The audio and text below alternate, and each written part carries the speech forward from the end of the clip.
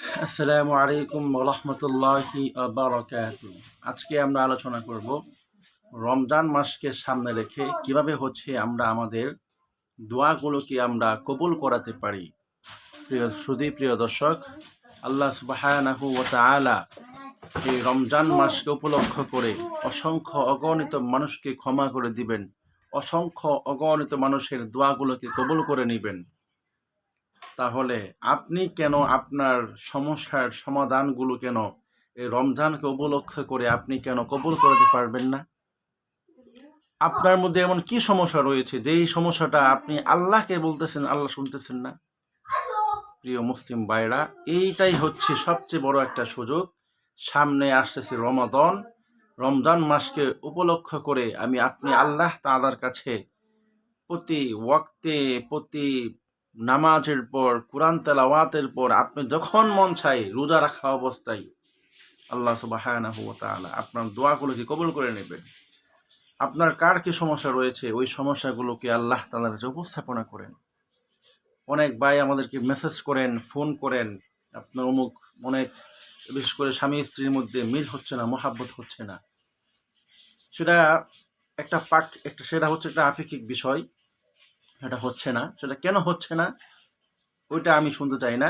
আমি আপনাকে একটাই কথা বলতে চাই, আল্লাহ তাআলার কাছে দোয়া করেন। আপনার চাওয়ার মধ্যে কমতে রয়েছে, যেহেতু আমরা মুসলমান তো বড় শক্তি। কি বড় শক্তি? তার নামাজ রয়েছে, তার জন্য আল্লাহ রয়েছে। আপনি শেষ রাত্রে উঠে আপনি কেঁদে কেঁদে আল্লাহ তাআলার কাছে চান, দোয়া করেন। দেখেন আপনার দোয়া যদি কবুল না হয়, আপনি আমাকে পরে নক করবেন যে হুজুর আমি তো এভাবে দোয়া করতেছি, কবুল হচ্ছে না। কবুল হবে বোন, সবর করেন। সবরকারীকে আল্লাহ সুবহানাহু ওয়া তাআলা বলতেছেন ওয়াবাশশিরিস সাবিরিন। এখন আপনার সমস্যা আপনি ফেস করতেছেন, সেটা হতে পারে আর্থিক, সামাজিক, পারিবারিক, কর্মক্ষেত্রে, সকল জায়গার মধ্যে আমরা নিজেও ফেস করি। কিন্তু এই সমস্যার সমাধান হতে পারে কিভাবে? একমাত্র নামাজের মাধ্যমে। সেটা কি নামাজ? শেষ রাত্রির নামাজ। তাহলে এই রমজানকে উপলক্ষ করে আপনি বলতে পারেন, আল্লাহ আমি রোজাদার অবস্থায় রয়েছি, অমুক সমস্যা ফেস করতেছি, আল্লাহ তুমি এই সমস্যার সমাধান করে দাও। আল্লাহ সুবহানাহু ওয়া তাআলা আপনার দোয়াগুলোকে অবশ্যই কবুল করে নেবেন। কিন্তু আপনি কি করতেছি, ওই সমস্যাগুলো সমাধান করার জন্য আমি কি করতেছি, অমুক কবিরাজ, তুমুক কবিরাজ, অমুক ডাক্তার, তুমুক ডাক্তার। আমিও মাখলুক, আপনিও মাখলুক, একটা ছাগলও মাখলুক, একটা কুকুরও মাখলুক। আমরা প্রত্যেকেই মাখলুক।